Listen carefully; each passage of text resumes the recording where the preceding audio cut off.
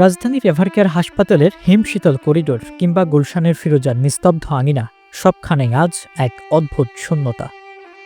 গত ১৫ বছর ধরে যিনি ছিলেন দেশের অন্যতম প্রভাবশালী নারী বেগম খালেদা জিয়ার দ্বিতীয় সত্তা, আজ নেত্রীর বিদায়ে ফাতেমা যেন শুধু একজন অভিভাবকই হারাননি, হারিয়েছেন নিজের বেঁচে থাকার সম্বল আর জীবনের একমাত্র গন্তব্য। ফাতেমার গল্পটার শুরুটা হয়েছিল ২০০৮ সাল থেকে এক চরম বিয়োগান্তক ঘটনার মধ্য দিয়ে। ভোলার সদর উপজেলার সাধারণ গৃহবধূ ফাতেমা তার স্বামীকে হারান এক আকস্মিক দুর্ঘটনায়। এক সন্তানকে কোলে নিয়ে অথৈ সাগরে পড়া সেই নারী জীবিকার সন্ধানে ২০০৯ সালে পা রাখেন গুলশানে ফিরোজায়। তিনি এসেছিলেন গৃহ পরিচারিকা হিসেবে, কিন্তু নিয়তি তাকে লিখে রেখেছিলেন এক ঐতিহাসিক ভূমিকার জন্য। ২০১০ সাল, তিনি তখন হয়ে ওঠেন খালেদা জিয়ার সার্বক্ষণিক ছায়াসঙ্গী। রাজনীতির উত্তাল সময়ে যখন বাঘা বাঘা নেতারাও দূরত্বের হিসেব কষতেন, তখন ফাতেমা ছিলেন অবিচল। ২০১৩ সালের সেই উত্তাল দিনগুলোতে যখন খালেদা জিয়াকে তার কার্যালয়ের সামনে আটকে দেওয়া হয়েছিল, ফাতেমা তখনও পতাকা হাতে দাঁড়িয়েছিলেন তার পাশেই।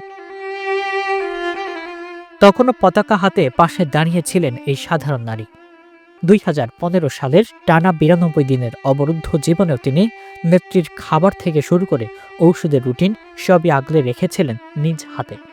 তবে ফাতেমার ত্যাগের সবচেয়ে বড় পরীক্ষা ছিল ২০১৮ সাল।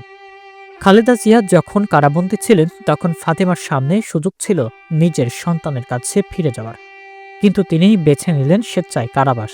দীর্ঘ ২৫ মাস অন্ধকার প্রকোষ্ঠে নেত্রীর সেবা করতে গিয়ে তিনি ভুলে গিয়েছিলেন নিজের ব্যক্তিগত জীবন।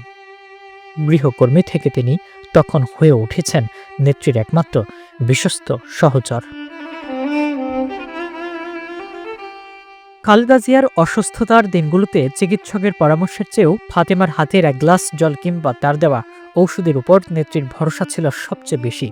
ঘনিষ্ঠজনরা বলেন, অসুস্থ শরীরেও খালেদা জিয়া মাঝে মধ্যেই বলতেন, সবাইয়ের আগে আমি ফাতেমাকেই চাই। এই একটি বাক্যেই বলে দেয়, রক্তের সম্পর্ক না থাকলেও তাদের মাঝে গড়ে উঠেছিল এক অপার্থিব আত্মিক বন্ধন। খালেদা জিয়ার মৃত্যুর পর থেকে ফাতেমা আজ বাকরুদ্ধ। যে মানুষটি প্রতি মুহূর্তেই নেত্রীকে মনে করিয়ে দিতেন কখন ওষুধ খেতে হবে, আজ তাকে সান্ত্বনা দেওয়ার মতো কেউ নেই। প্রিয় নেত্রীর নিথর দেহ যখন শেষবারের মতো ফিরোজা আনা হলো, তখন ফাতেমাকে দেখা গেছে বারবার সেই কফিন ছুঁয়ে কাটতে। নেত্রীর ব্যবহৃত চশমা, জায়নামাজ কিংবা সেই প্রিয় শাড়িগুলো এখন ফাতেমার কাছে এক একটি তপ্ত আগুনের মতো, যা তাকে কেবলই পোড়াচ্ছে।